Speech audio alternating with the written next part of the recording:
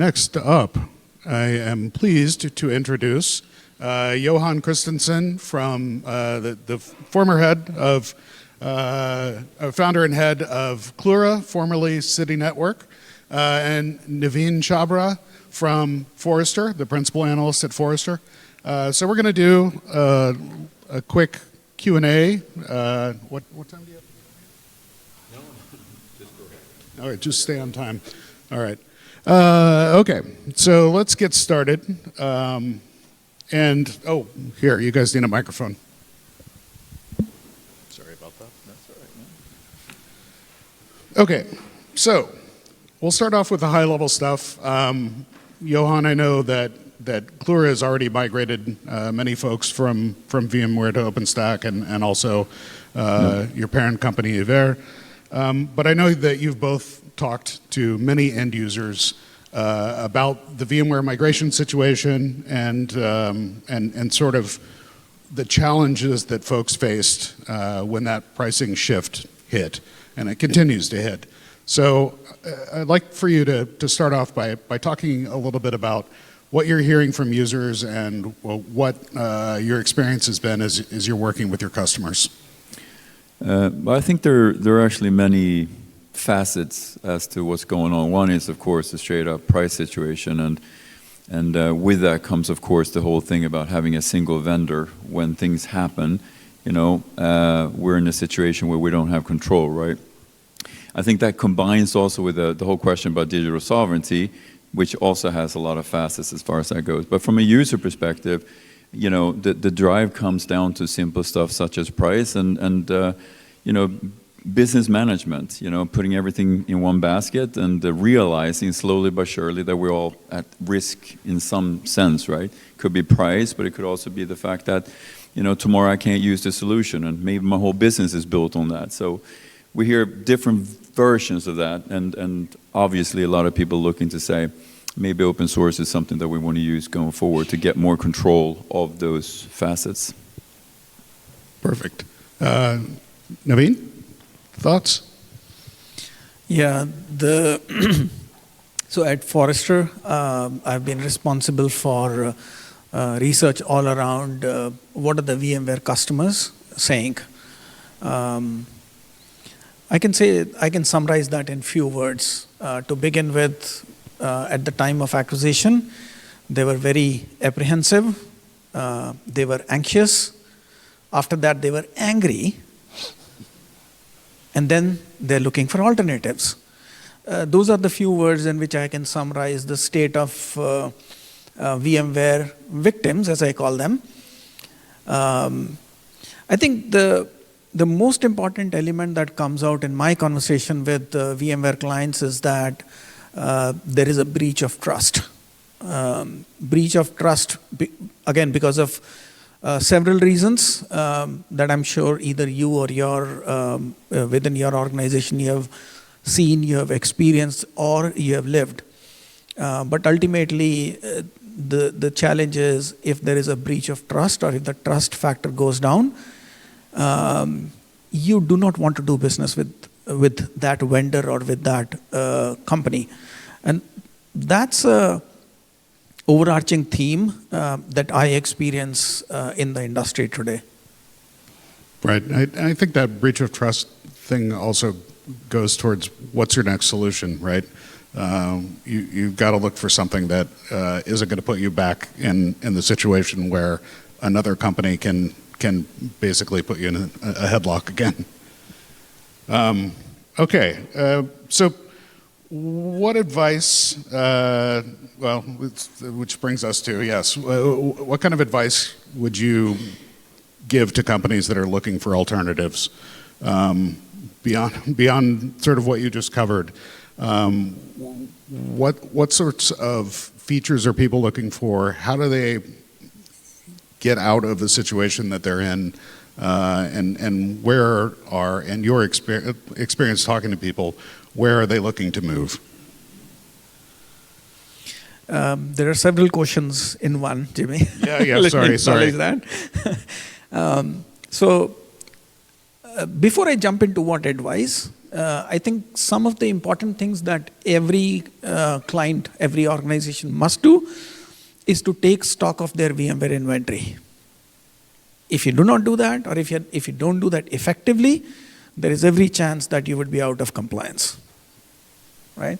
Number two, know which VMware products are in production use as of now. Again, if there is no clear and documented inventory and understanding of those products and their dependencies, you would find that because of the all or none price packaging policy at VMware, you would find yourself stuck to one or the other VMware license. I would say that's a very clever packaging policy from VMware. Before you look for alternatives, identify what are the key business needs that drove you to VMware. And there are several reasons, again, without getting into the nitty-gritty of that or without getting into the specifics of technology, I'm sure you would find there are several things that drove you to VMware. And then finding out where and which alternatives provide you with those capabilities. And in one of our surveys that we conducted in the past year, we found that roughly 65% people, they mentioned that they want to use open source. And another thought that comes to my mind, Jimmy, as we were going through your slides in the beginning, you mentioned about 4 pillars of open. Sure. What came to my mind was, think about open source as the democracy. It's the technology built for you, by you, right? You understand? Like how democracy works. Why can industry not move towards the democratic technology ecosystem? That's what my thought is. All right, I think I'll try to keep it simple. So from a business perspective, I think it's a matter of making sure that you have control and not all eggs in one basket. That's always made sense, but for some reason, we've centralized data like crazy lately and kind of forgotten about some basics. But then I also think that as we get into this just VMware type of thing or business partner type of thing, look at the market. Where is the market heading? So if you're European, a lot of things are changing. We have a vulnerability in society which will make our states do things that they've never done before. We're also losing competitiveness, right? Those things, I believe, that will actually drive our states to new types of regulations, new types of purchasing, new types of doing things. So while you look at your own business, make sure you also follow the market, because that will also lead you to solutions that require flexibility and control, where open source is probably the only way forward, just to be blunt. Yeah, I love the bit about choosing a democratic solution. I think that's very timely. I think Tariq Rez touched on some of that in his keynote yesterday. I wonder, so when moving to an open source solution, are there, like OpenStack, are there gaps still that are missing for VMware users? There are gaps, but it depends on how you view it, right? First off, if you engage in open source, you can cover those gaps, right? But there are gaps. But I think that the gaps are less from a VMware perspective, but more the way we like to consume things like as an Azure or an AWS. We have something called Eurostack, which maybe you guys have heard of here in Europe, where Christina Kafar is driving a few big pillars, like buy European, but also supply European. And there's actually a great gap where we need to continue to push forward. But it's a long journey. But as far as VMware goes, the gaps are few and far between, and there's always a solution for them.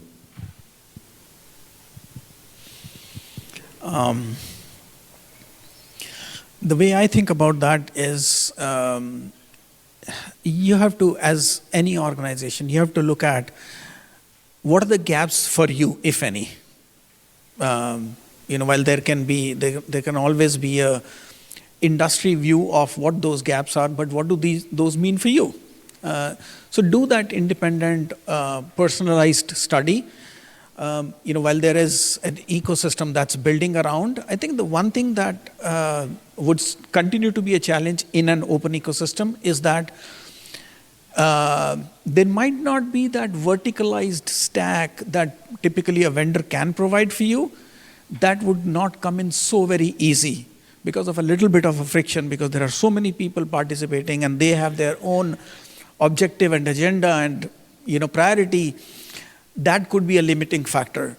But if it is just about how a particular component of a technology works, as Johan also mentioned, there would be less and less feature gaps between what VMware does today and what the open source solutions can do today.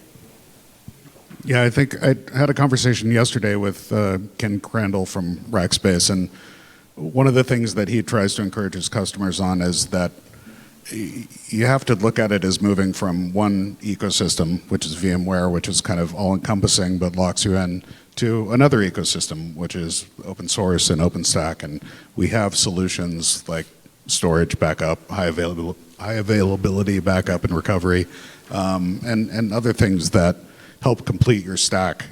It's just kind of looking a little bit differently. So this is kind of a final question because I think we're almost out of time, but digital sovereignty is obviously on everybody's mind here in Europe. Thierry brought it up yesterday. When we talk about virtualization, and you mentioned wanting to continue to keep your data in Europe, and what does the state of the market look like, and in both of your opinions, and where is the virtualization market headed in that regard? You want to start first? So there's so much going on in the world right now, right? That it's in flux to some extent, and I usually come down to those things. Terry talked about resilience, right? Resilience is one thing that Europe and actually everybody else needs too, right? But capability is equally important, right? Because we're waking up to where countries that used to be competitive are not competitive anymore. So having that capability is part of digital sovereignty, right?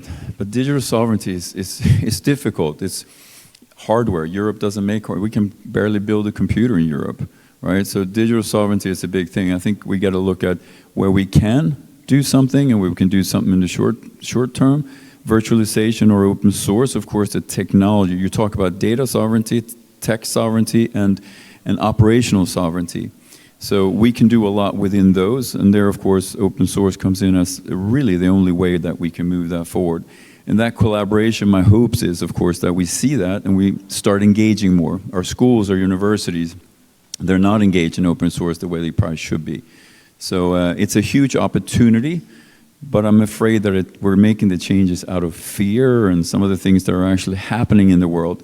But it's also a wake-up call to drive us to do some things where we create that capability, not just the resilient, but also the capability of being able to do something on our own. And I think we here are probably the ones that can actually do most with that. So hoping for that engagement from all of us here.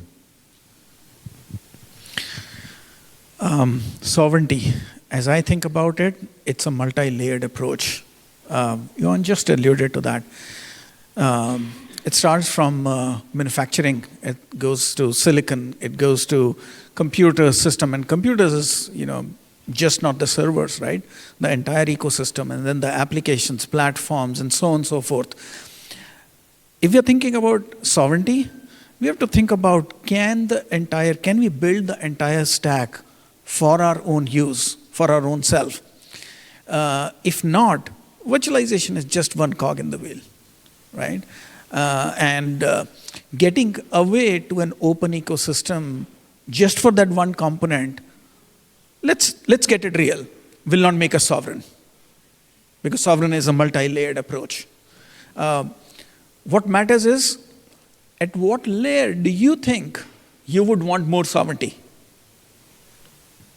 And drive the decisions and the solutions in that more than the entire, because you can't no one can boil the ocean. Like I'm saying, it's a multi-layered approach. No one country can in today's day and age, but be aware that what is important for us, what is going to be the strategic differentiator in the times to come, and where do we want to invest. Geopolitical reasons, not just the technology reasons, like what VMware decided or Broadcom decided, even geopolitical tensions are adding up to the sovereignty demands. And in my conversations, while it is morely centered around technology, I find that Europe is the one region that's demanding more sovereignty than any other region in the world, which could be a good sign that people are awakening up to the reality. The decisions would have to be in the direction of self-reliance, and self-reliance would eventually ensure resilience. Resilience doesn't come by depending on someone else. So I'll pause at that. No, that was great answers from both of you. Thank you very much. I appreciate your time, and thank you.